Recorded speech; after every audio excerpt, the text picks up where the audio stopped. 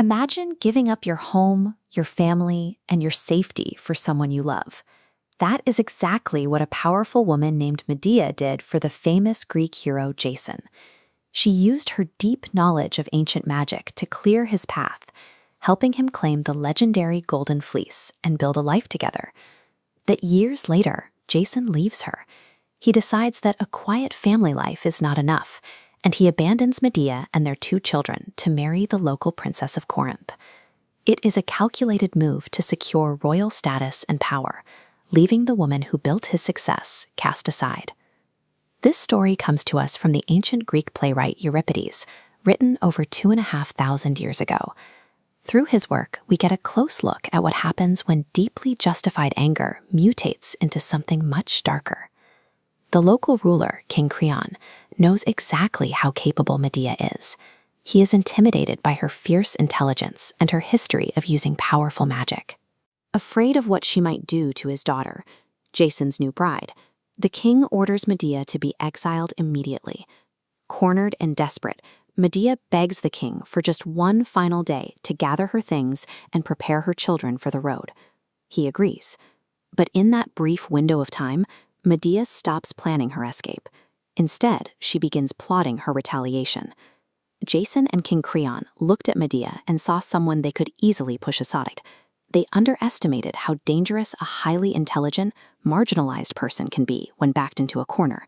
That miscalculation set off a chain reaction that would tear their kingdom apart. Medea knows she has to lower Jason's defenses, so she plays a part. She calls Jason to her and acts like a submissive, apologetic ex-wife. She tells him she finally understands his political marriage, which causes him to completely drop his guard. This diagram shows exactly how Medea's peace offerings work. She sends a beautiful robe and a golden crown. But these gifts are laced with a volatile, chemical-like magic. The moment they are worn, they activate, clinging to the skin and burning with intense heat. Inside the safety of the palace walls, the trap springs. The young princess puts on the gifts and perishes in agony. When King Creon rushes in to save his daughter, he is caught in the very same trap. Both die behind closed doors. In an instant, the political alliance is reduced to ash. Jason's new marriage, his direct connection to the throne, and his carefully constructed path to royal power are entirely erased. If the story ended here, Medea would have achieved a terrifying yet logical retaliation. She systematically targeted and destroyed the specific people who stole her husband and ordered her exile. But Medea retreats to her chambers, and her focus turns to her own children. She looks at her 2 sons, and for a long moment she hesitates. The thought of harming them makes her tremble with grief. Then she remembers Jason's cold, calculating demeanor. She remembers how easily he discarded their family for his own gain. That specific memory extinguishes her mercy, and her resolve hardens into something cold and final. Ruining Jason's present status is no longer enough. Medea decides she has to erase his future entirely. Think of it like salting the earth after burning down a farm.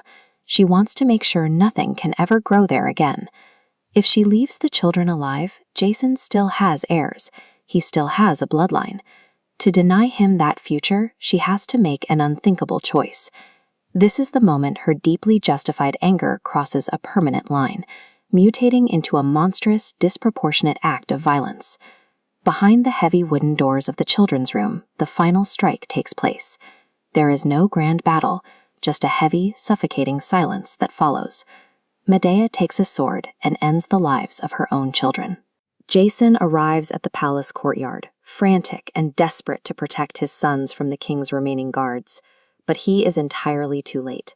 His family, his power, and his future are already gone. Jason sees Medea escaping into the sky in a magical chariot pulled by dragons. She is physically out of reach, denying him any chance for justice. From high above, she looks down, leaving the ruined man to experience the absolute loneliness he forced upon her.